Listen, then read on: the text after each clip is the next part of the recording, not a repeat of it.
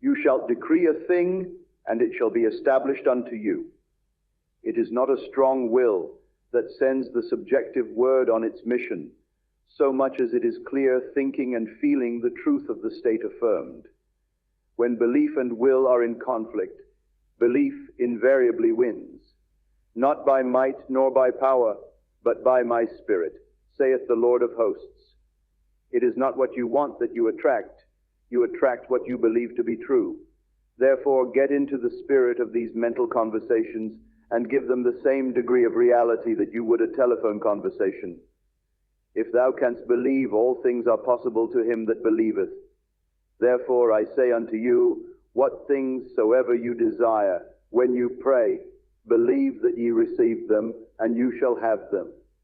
The acceptance of the end wills the means, and the wisest reflection could not devise more effective means than those which are willed by the acceptance of the end. Mentally talk to your friends as though your desires for them were already realized. Imagination is the beginning of the growth of all forms, and faith is the substance out of which they are formed. By imagination, that which exists in latency or is asleep within the deep of consciousness is awakened and is given form. The cures attributed to the influence of certain medicines, relics, and places are the effects of imagination and faith. The curative power is not in the spirit that is in them, it is in the spirit in which they are accepted. The subjective mind is completely controlled by suggestion. So, whether the object of your faith be true or false, you will get the same results. There is nothing unsound in the theory of medicine or in the claims of priesthood for their relics and holy places. The subjective mind of the patient accepts the suggestion of health conditioned on such states, and as soon as these conditions are met, proceeds to realize health.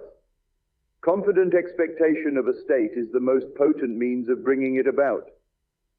The confident expectation of a cure does that which no medical treatment can accomplish. Failure is always due to an antagonistic autosuggestion by the patient, arising from objective doubt of the power of medicine or relic, or from doubt of the truth of the theory. Many of us, either from too little emotion or too much intellect, both of which are stumbling blocks in the way or prayer, cannot believe that which our sense deny. To force ourselves to believe will end in greater doubt. To avoid such counter-suggestions, the patient should be unaware objectively of the suggestions which are made to him. The most effective method of healing or influencing the behavior of others consists in what is known as the silent or absent treatment. When the subject is unaware objectively of the suggestion given him, there is no possibility of him setting up an antagonistic belief. It is not necessary that the patient know objectively that anything is being done for him. From what is known of the subjective and objective processes of reasoning, it is better that he should not know objectively of that which is being done for him. The more completely the objective mind is kept in ignorance of the suggestion, the better will the subjective mind perform its functions. The subject subconsciously accepts the suggestion and thinks he originates it, proving the truth of Spinoza's dictum that we know not the causes that determine our actions.